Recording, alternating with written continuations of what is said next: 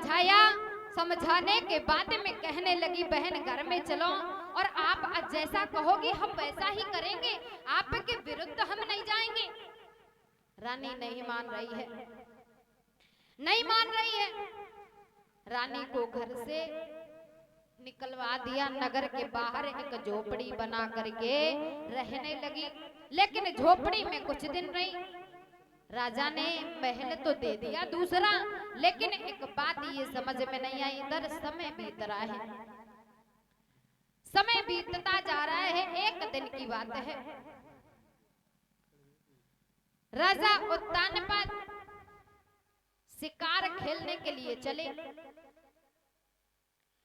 शिकार खेलने के लिए चले तो जब वन के बीच में पहुंचे, पहुंचने के बाद में एक हिरण दिखाई दिया। हिरण कोई दूसरा नहीं था, देवर्षि नारद थे।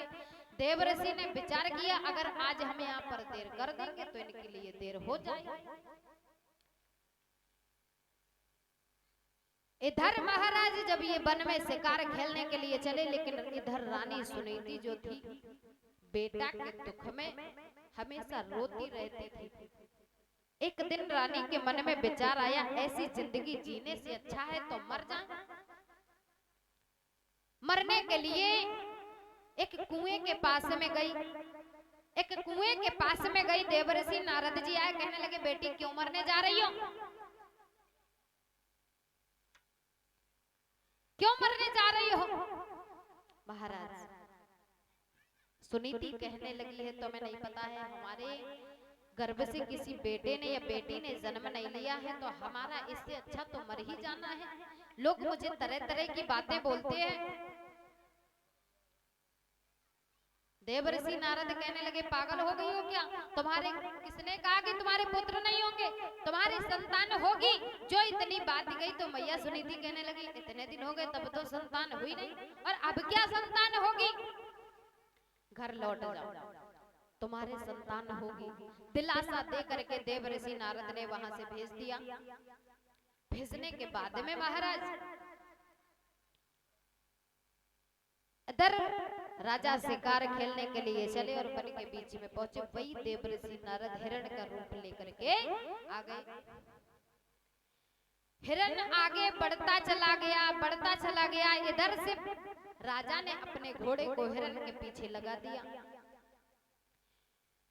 राजा चलते चले गए, चलते चले गए। समय बहुत हो गया था, लौटने में देर हो गई। इधर महलों में आए तो सुरजी को बुलाते रहे कि रानी दरवाजा खोलो। एक बार बुलाया, दो बार बुलाया, लेकिन एक भी बार नहीं सुना। महाराज जब बुलाते रहे तो सुना नहीं, तो विचार ये किया कि ये तो सो गई हैं, चलो बड़ी रानी के पास में चलते हैं। बड़ी रानी के पास में आए, कहने लगे रानी दरवाजा खोलो। एक बार कहा, रानी चारपाई से उठ करके तुरंत बैठ गई।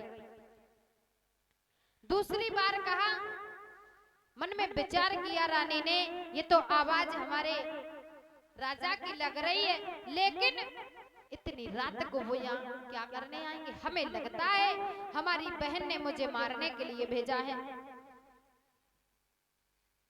ये सोच रही, लेकिन एक बार नहीं 3 बार बुलाया रानी